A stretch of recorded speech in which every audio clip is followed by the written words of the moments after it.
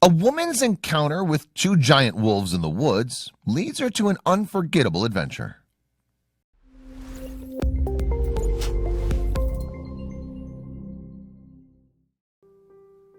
We are gifted with a diverse wildlife. From the biggest to the ones who stay under the Earth's surface, we have enormous creatures.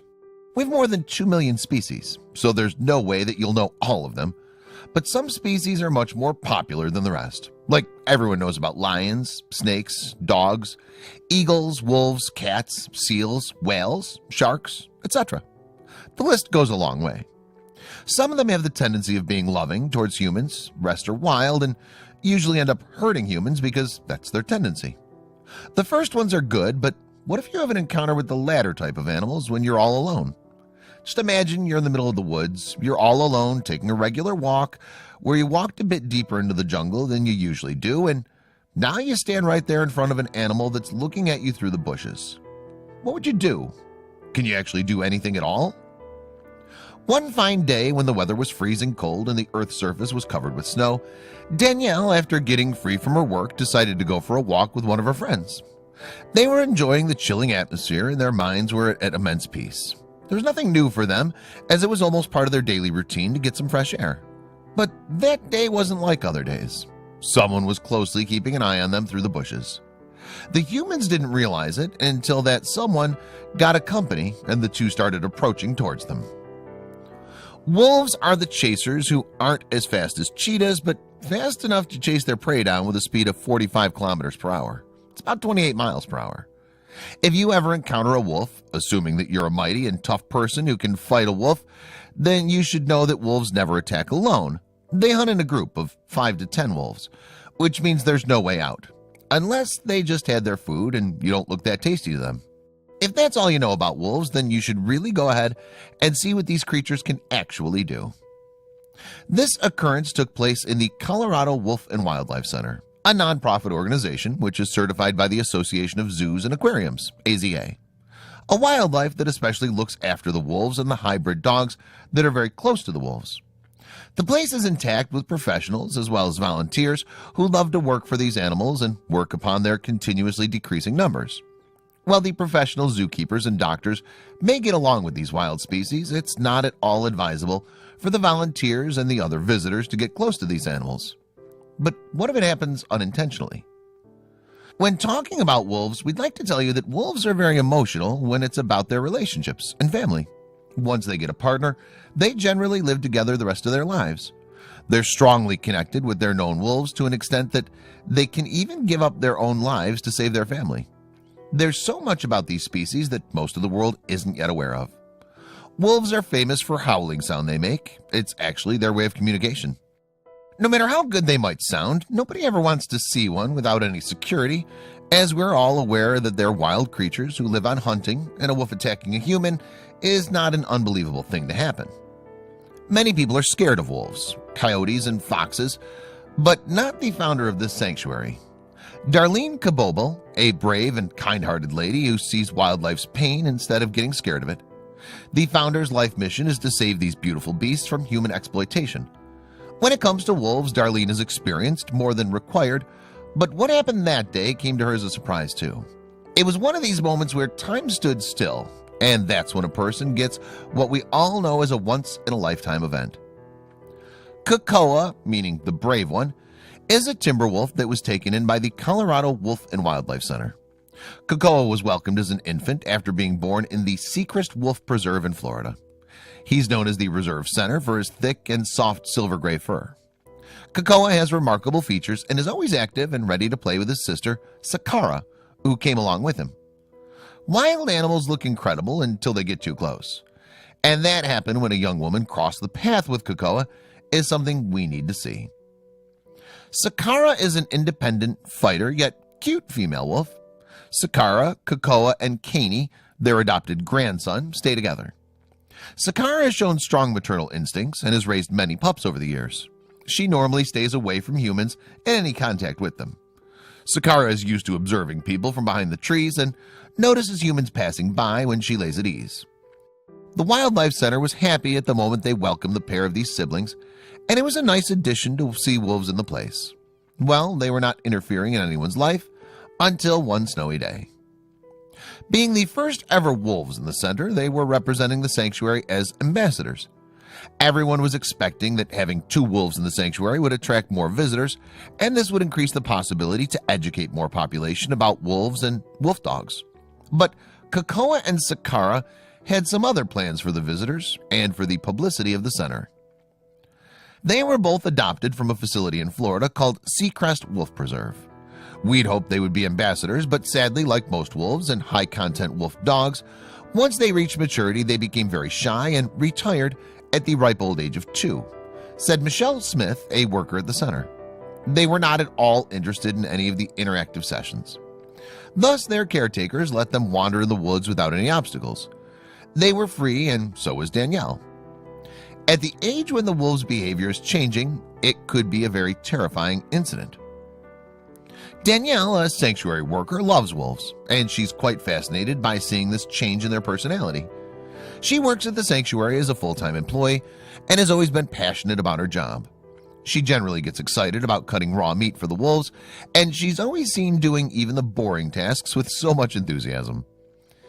In 1993, Darlene Kabobel from Lake George, Colorado, started this wildlife center when she saved a wolf dog named Chinook. The 2-year-old dog was soon to be euthanized in a local animal shelter just because she was a wolf hybrid label. Darlene always been scared of wolves, but looking at Chinook changed her life forever. After welcoming young Chinook home, she started researching about the wolf dogs and learning their extreme struggles throughout the country. The response she received was much more than anyone ever expected. The first year, Darlene used to get 15 to 20 phone calls on a daily basis from all over the country, as the number of people who wanted to surrender their wolves were too high. That's when she realized that people really need to learn a lot about these species. As people can't take care of their wolf dogs, out of more than 80% are given in the shelter before they turn 3. The Shelter House and Humane Societies euthanize these young pups in the next 24 to 72 hours. People came to the Wildlife Center offering a helping hand, and that's how they started welcoming volunteers. There's not a day that goes by that I don't feel not only lucky but also blessed to have found and now live at this beautiful, peaceful location to provide sanctuary for the animals and provide a fun and educational environment to visitors, said Darlene. This wasn't just a concern, but a less-known issue across the U.S. That's when Darlene came in contact with Danielle, a girl who was interested in volunteering for the Wildlife Center, wasn't having the slightest of ideas about the moment waiting on her. After completing 2 decades, Darlene's Wildlife Center has covered 35 acres where the rescued animals live. The place organizes several tours for the tourists and has a lot of other exciting features for people who love these ancestors of dogs family. It even consists of an amphitheater for educational purposes. The workers of the center have also arranged facilities for many hikes, and adventurous people love it as the place is filled with enough wolves. They have enough security measures also, but the encounter that Danielle had was never seen before. Although all the sanctuaries are taking extreme steps to save the endangered species of the gray wolves, the numbers are decreasing after all the efforts. These natives of North America and Eurasia areas are now struggling to survive the extinction. Very few wolves are left in the European land. The majority live in Alaska, Canada, and Asia. The animal sanctuaries are the safest place for these animals to be, but it's assumed that humans are kept in safety there. Neither was Danielle any ordinary visitor at the place, nor was her experience. Thanks to people like Darlene that gray wolves are able to live a naturally healthy life. For sure, she was certain that nothing bad could happen to the wolves or to the volunteers, as the security measures are very strict, and nobody ever gets in the way of the wolves. Also, the wolves are kept distant from the humans. So everything seems safe, yet the wolves' nature seemed a bit unknown until Danielle walked in. Wolves are beautiful giant creatures who act shyly and introverted when surrounded by people. On the contrary, when wolves are with their family or another pack of wolves, they tend to be more active and more playful. The encounter with Danielle wasn't planned by anyone. Hence, this could be a strange sight for Cocoa and Sakara, so was their reaction to it. When walking through the woods, Danielle felt like someone was following her. She wasn't wrong, because when she turned back, she noticed that it was Cocoa, who was easily recognized because of his silver shiny fur. He was looking straight at her. 3 of them were face to face when Danielle saw that Cocoa wasn't alone. Behind Cocoa, who was standing in an alert position, Sakara was trying to hide behind the trees and peeking through the gaps. Danielle and her friend didn't know how to react to this. They were in the middle of a dense forest on a cold day with two young giant wolves looking at them, and they had no clue about what should be done next. Although Danielle always wished that she could build a strong connection with these wild animals, but never in their life did she wish to face them like this. Her friend was also equally hopeless, as this pair of siblings was getting closer to them. They were getting hopeless, not seeing anyone around them. Cocoa reached there first, while Sakara decided to stay back. She was standing there a few steps away from her brother, as if she was scared to get any closer. But Cocoa was close enough and started sniffing their clothes. They both were terrified, while Danielle's friend stepped back away from Cocoa. Danielle was still standing right there. She admires wolves for their beautiful and gigantic appearance, but she was petrified. Cocoa came close to her and touched her hand with his nose. For Danielle, it was a scary thing, and she could feel Cocoa's fur near her legs. Instead of running away, she sat down right there and did what was so unbelievable that her friend immediately took out her phone from her pocket to record the present happening on the phone. Danielle started petting Cocoa, and he too was being comfortable with her. Her friend was recording all this and was not ready to get any closer. Sakara also seemed interested in everything. She too started moving towards Danielle. If you think this is all, then you need to keep watching, as these wolves made a huge choice that day. Within a few minutes, Cocoa was so comfortable with Danielle that he decided to rest on the land and requested her to pet him with his sweet hand gestures. He was getting his belly rubbed by Danielle, just like dogs like. Every time Danielle stopped rubbing his belly, Cocoa slightly put his front leg on top of her hands to pet him. Cocoa started kissing Danielle, and Sakara too wanted to be a part of this fun scene. Cocoa and Sakara both a reserved nature and never let humans nearby. But with Danielle, they were playing like she was one of them.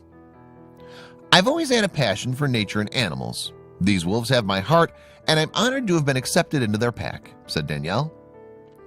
Danielle was assuming it to be a once-in-a-lifetime thing to happen, and that the wolves would treat her like any of the rest of the humans the next time they see her.